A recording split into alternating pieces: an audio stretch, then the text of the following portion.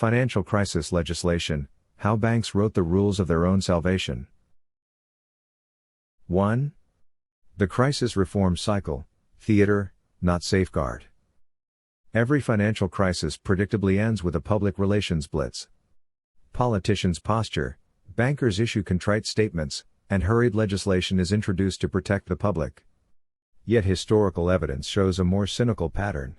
These laws often serve not as safeguards, but as legal armor for the institutions that created the instability.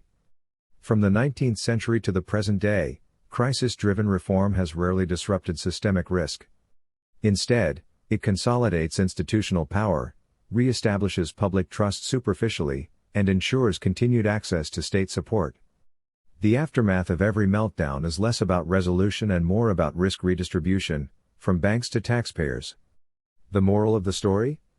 The system isn't broken. It's engineered. Footnote. This section introduces the historical cycle in which financial crises are followed by reforms that benefit banks more than the public. 2. Britain's 1844 Bank Charter Act, a monopoly disguised as reform.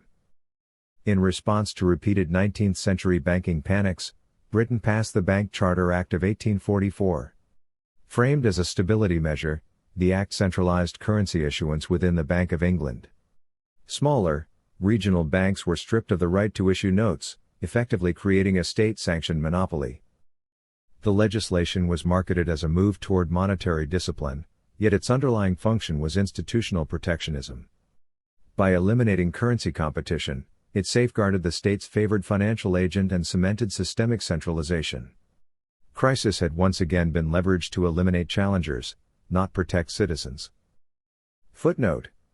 This section details how the Bank Charter Act solidified the Bank of England's dominance under the guise of monetary reform. 3.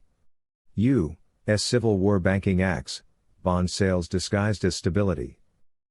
During the American Civil War, the U.S. federal government enacted the National Banking Acts of 1863 and 1864. The stated purpose was to create a uniform currency and reduce banking volatility.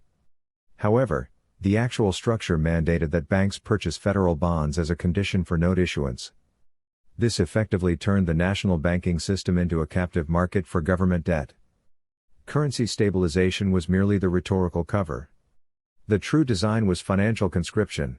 Private banks were conscripted into debt monetization, and the state gained a compliant mechanism for wartime funding. Public benefit was incidental at best. Footnote. This section outlines how the U.S. National Banking Acts created a hidden debt financing scheme under the pretense of public monetary reform. Let me know if you'd like the next sections continued in the same format.